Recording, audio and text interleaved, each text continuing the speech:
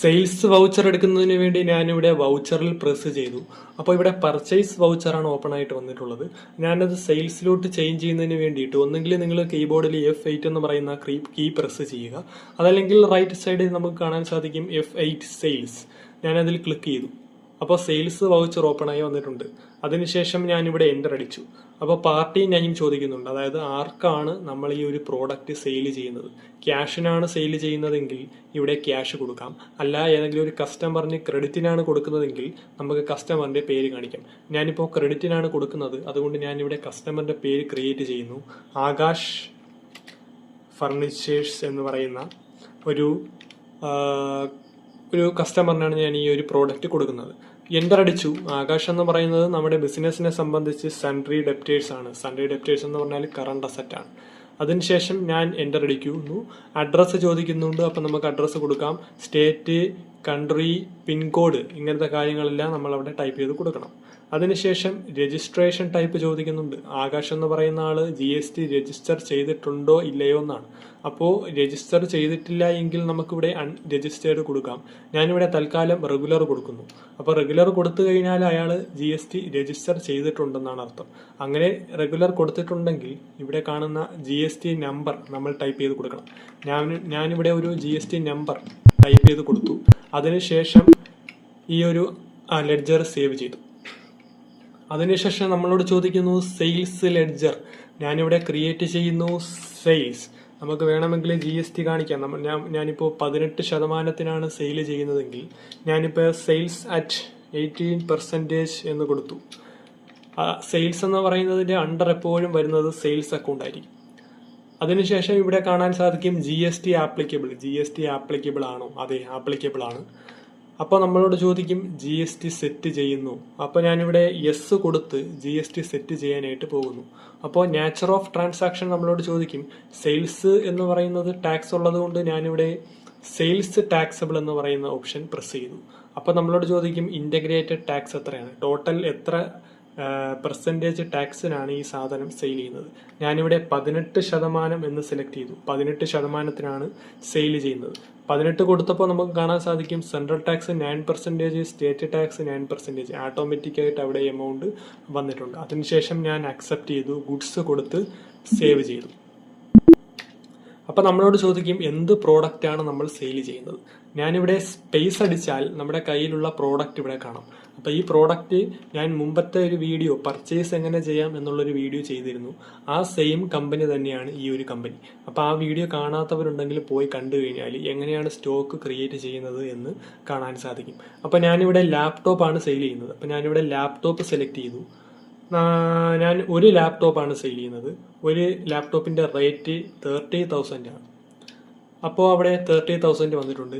ഇനി ഞാൻ വീണ്ടും എൻ്റർ അടിച്ചാൽ നമുക്ക് കാണാം ഇവിടെ നമ്മുടെ കയ്യിലുള്ള സ്റ്റോക്ക് ഐറ്റംസ് ആണ് വരുന്നത്. ഇപ്പം ഞാനൊരു രണ്ട് ഐപാഡ് സെയിൽ ചെയ്തു. 30,000 രൂപയ്ക്ക് 2 ഐപാഡ് സെയിൽ ചെയ്തു. അപ്പോൾ വീണ്ടും എൻ്റർ അടിച്ചാൽ ഇതേപോലെ സ്റ്റോക്കാണ് വരുന്നത്. നമുക്കിനി വേണ്ടത് സ്റ്റോക്ക് അല്ല, GST ആണ്. അതുകൊണ്ട് ഞാൻ ഒരു എൻ്റർ അടിച്ചു, വീണ്ടും ഒരു എൻ്ററും കൂടെ അടിച്ചു, 2 എൻ്റർ അടിച്ചു. അതായത് നടുക്കൊരു സ്പേസ് വരുന്ന രീതിയിൽ അടിച്ചു. അപ്പോൾ ഇവിടെ ഞാൻ Alt+C അല്ലെങ്കിൽ ഇവിടെ സ്പേസ് അടിച്ച് ക്രിയേറ്റ് കൊടുക്കാം. ക്രിയേറ്റ് കൊടുക്കുന്നു. നമുക്കറിയാം സെയിൽസ് ചെയ്യുമ്പോൾ അവിടെ ഔട്ട്പുട്ട് CGST ആണ് വരുന്നത്. ഞാനിവിടെ ഔട്ട്പുട്ട് CGST എന്ന് സെലക്ട് ചെയ്തു. നമുക്കറിയാം ഞാനിവിടെ ഔട്ട്പുട്ട് CGST എന്ന് പറയുന്നത് മുമ്പേ ക്രിയേറ്റ് ചെയ്ത് വെച്ചിട്ടുള്ളത് കൊണ്ടാണ് ഇവിടെ ഒരു എറർ കാണിക്കുന്നത്. അപ്പം ഞാൻ ഇവിടെ ഔട്ട്പുട്ട് CGST ഞാനിവിടെ സെലക്ട് ചെയ്തു. അതിനുശേഷം ഔട്ട്പുട്ട് SGST എങ്ങനെ ക്രിയേറ്റ് ചെയ്യാമെന്ന് നോക്കാം. ഞാനിവിടെ Alt+C അടിച്ച് ഔട്ട്പുട്ട് SGST ആണ് ക്രിയേറ്റ് ചെയ്യാനായിട്ട് പോകുന്നത്. അപ്പോൾ അതിന്റെ അണ്ടർ നമ്മളോട് ചോദിക്കും നമ്മൾ ഡ്യൂട്ടീസ് ആൻഡ് ടാക്സ് സെലക്ട് ചെയ്യുക. അപ്പോൾ അത് എന്ത് തരത്തിലുള്ള ഡ്യൂട്ടിയാണ്? നമുക്കറിയാം GST ആണ്. എന്ത് തരത്തിലുള്ള GST ആണ്? SGST ആയതുകൊണ്ട് തന്നെ സ്റ്റേറ്റ് ടാക്സ് ആണ് കൊടുക്കേണ്ടത്. ഇനി CGST ആണെങ്കിൽ ഇതേപോലെ തന്നെയാണ് ചെയ്യുന്നത്. അവിടെ സെൻട്രൽ ടാക്സ് കൊടുക്കണം. ഞാനിവിടെ സ്റ്റേറ്റ് ടാക്സ് കൊടുത്തു. നമ്മളോട് ചോദിക്കുന്നു പെർസെൻറ്റേജ് ഓഫ് കാൽക്കുലേഷൻ, എത്ര ശതമാനമാണ്. അപ്പോൾ 9% SGSTക്ക് നമ്മൾ കൊടുക്കുന്നത്. അപ്പോൾ ഞാനിവിടെ 9% സെലക്ട് ചെയ്ത് സേവ് ചെയ്തു. അപ്പോൾ എമൗണ്ട് അവിടെ ഓട്ടോമാറ്റിക് ആയിട്ട് വന്നിട്ടുണ്ട്. അപ്പോൾ ഇവിടെ ഞാൻ ഈ ഒരു സെയിൽസ് ന്യൂ റെഫറൻസ് കൊടുത്ത് ഞാനിവിടെ നമ്പർ 1 കൊടുത്ത് സേവ് ചെയ്തു. ഇപ്പോൾ നമുക്ക് പ്രോഫിറ്റ് ആൻഡ് ലോസ് അക്കൗണ്ടിൽ പോയി നോക്കിയാൽ കാണാൻ സാധിക്കും, സെയിൽസിൽ ഇൻകം സൈഡിൽ 90,000 രൂപയ്ക്ക് നമ്മൾ സാധനം സെയിൽ ചെയ്തിട്ടുണ്ട്. അപ്പോൾ നമ്മുടെ കയ്യിൽ 10 ലാപ്ടോപ്പ് ആയിരുന്നു നേരത്തെ ഉണ്ടായിരുന്നത്. ഞാനിവിടെ സ്റ്റോക്ക് സമ്മറിയിൽ പോയി നോക്കിയപ്പോൾ ലാപ്ടോപ്പ് 9 എണ്ണമായിട്ട് കുറഞ്ഞു. അതായത് ഒരെണ്ണം നമ്മൾ സെയിൽ ചെയ്തു. 10 ഐപാഡ് ഉണ്ടായിരുന്നു, 2 എണ്ണം സെയിൽ ചെയ്തു. ഇപ്പോൾ 8 എണ്ണമേ ഉള്ളൂ. ഇനി എങ്ങനെയാണ് നമ്മൾ ക്യാഷ് സെയിൽ ചെയ്യുന്നത്? ക്യാഷ് ആയിട്ടാണ് സെയിൽ ചെയ്യുന്നതെങ്കിൽ നമ്മുടെ വൗച്ചേഴ്സ് എടുക്കുന്നു, പാർട്ടി അക്കൗണ്ട് നെയിമിന്റെ അവിടെ ക്യാഷ് സെലക്ട് ചെയ്യുക. അപ്പൊ നമ്മളോട് ചോദിക്കും ബയ്യർ എന്ന് പറഞ്ഞ് ചോദിക്കും. നമുക്ക് വേണമെങ്കിൽ ഇവിടെ ബയ്യറുടെ പേര് നമുക്ക് കാണിക്കാം. ജസ്റ്റ് അറിഞ്ഞിരിക്കുന്നതിന് വേണ്ടി നമുക്ക് ഞാനിപ്പോൾ ന്യൂ പാർട്ടി എന്ന് പറയുന്ന ഒരു ഓപ്ഷൻ കാണാൻ സാധിക്കും. ന്യൂ പാർട്ടി, അവിടെ നമുക്ക് വേണമെങ്കിൽ നമ്മുടെ ബയ്യറുടെ പേര് അനിൽ എന്ന് പറയുന്ന ഒരു ബയ്യർ ആണെങ്കിൽ ഞാനിവിടെ അനിൽ എന്ന് പറയുന്നത് കൊടുത്തു. രജിസ്ട്രേഷൻ ടൈപ്പ് റെഗുലർ കൊടുത്തു, GST നമ്പർ കൊടുത്തു. അപ്പോൾ അവിടെ ക്യാഷ് കൊടുക്കണമെങ്കിൽ ക്യാഷ് കൊടുക്കാം.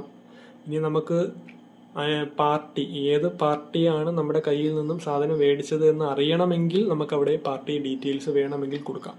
ഞാനിവിടെ സെലക്ട് ചെയ്തു. സെയിൽസ് ലെഡ്ജർ സെയിൽസ് അറ്റ് 18% എന്ന് പറയുന്ന ഓപ്ഷൻ കൊടുത്തു. നെയിം ഓഫ് ഐറ്റം, ഞാൻ ഒരു ലാപ്ടോപ്പാണ് സെയിൽ ചെയ്യുന്നത്. എമൗണ്ട് ഓട്ടോമാറ്റിക്കായിട്ട് വന്നിട്ടുണ്ട്. ഇനി ഞാനിവിടെ GST CGST ടൈപ്പ് ചെയ്തു. അതേപോലെ തന്നെ SGST ടൈപ്പ് ചെയ്തു. ഈ ഒരു ട്രാൻസാക്ഷൻ ഞാൻ സേവ് ചെയ്തു. ഇത്തരത്തിലാണ് നമ്മൾ സെയിൽസ് നമ്മുടെ സിസ്റ്റത്തിൽ ചെയ്യുന്നത്.